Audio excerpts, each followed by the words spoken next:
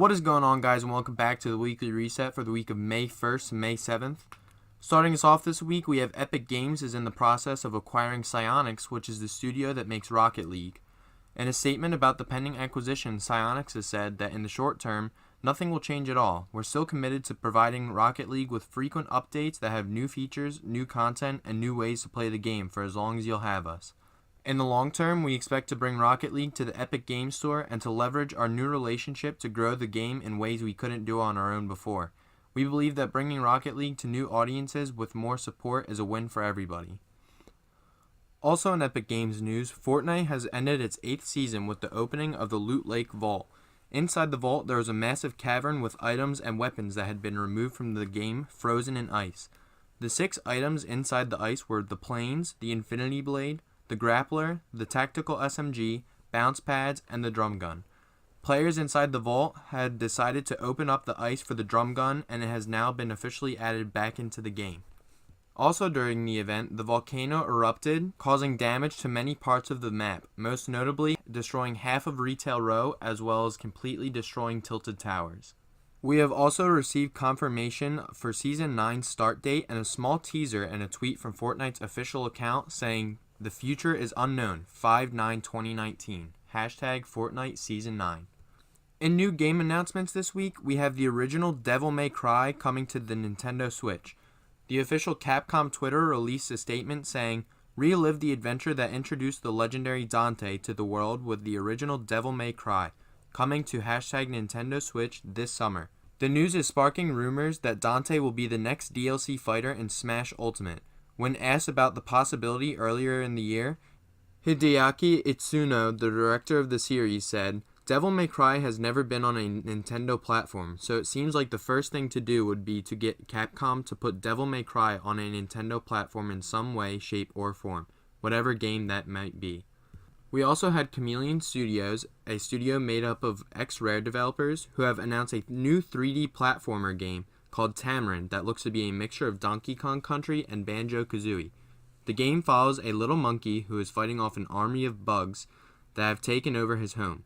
Many big names are attached to this project, including Richard Voucher, who was Donkey Kong 64's artist, David Wise, who composed the soundtrack for Donkey Kong Country, and Graham Norgate, the composer of soundtracks for games like Donkey Kong Land and Jet Force Gemini.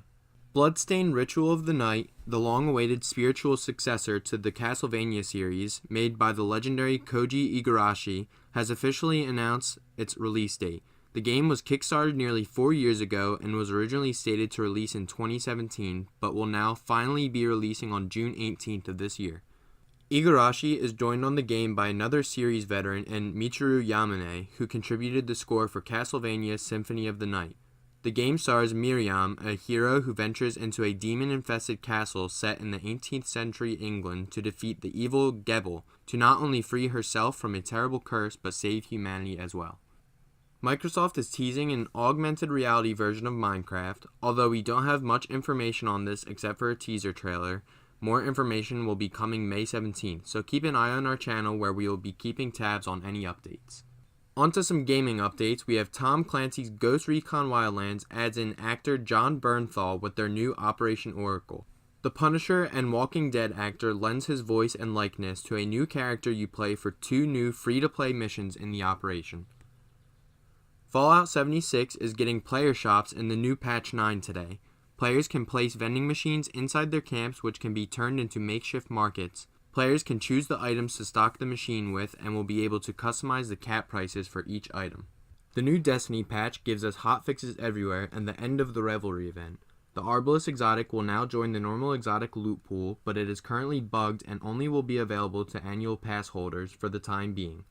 They also fixed issues with lore not dropping after completing any Ascendant challenges, as well as fixing bugs with multiple supers, and finally fixing the tower quest for the Invitations of the Nine.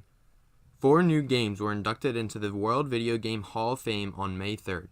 1990's Microsoft Solitaire, Mortal Kombat, Super Mario Kart, and Colossal Cave Adventure, a text-based game that paved the way for classics like Zork, all joined the prestigious halls of video game history. The Hall of Fame, which was established in 2015, features classics like Tomb Raider, Doom, and Pong. We unfortunately have to report some controversial industry news this week. On May 6th, over 150 employees of Riot Games, the company behind League of Legends, walked out to protest the company's stance on forced arbitration and sexism in the workplace.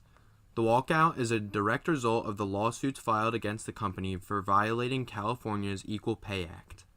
David Eddings, the original voice of Claptrap, voiced his side of the story about why he will not be returning in Borderlands 3 after being called bitter and disgruntled by Gearbox CEO Randy Pitchford. Eddings claims that he told Gearbox he would do the voice work in Borderlands 3 for free if he was paid past royalties for the voice work in Borderlands 1 and 2 that he did not get paid for as he was working for Gearbox at the time. He also alleged that Pitchford physically assaulted him in a hotel lobby at the Game Developers Conference in 2017 and requested an apology for the incident in returning for voicing Claptrap in Borderlands 3. Pitchford has yet to comment on the allegations, but Eddings joins Troy Baker as the second voice actor tied to the series to rebuke Pitchford's claims about why they would not return to the series. On a lighter note, Xbox is taking a stand against trash talking in a set of new community guidelines released by Microsoft. The company states that a little trash talk is an expected part of competitive multiplayer action, and that's not a bad thing. But hate has no place here, and what's not okay is when that trash talk turns into harassment. To further draw the distinction, Microsoft refers to trash talk as light-hearted banter or bragging that focuses on the game at hand, and harassment is when someone gets personal, disruptive, or likely to make someone feel unwelcome or unsafe. The guidelines also highlight things like making clubs that promote drug use or praise highly controversial figures or sharing mature content from games on the social areas of the console. Finally, on May 1st, 2K and Gearbox had their gameplay reveal event for Borderlands 3. A lot of new and exciting information was shown, and we actually covered all that information in a separate video that you can check out by clicking the link in the description below. That's all the news we have for you this week. Thanks so much for watching. If you enjoyed, please hit like and subscribe for more weekly gaming content. Thanks and goodbye.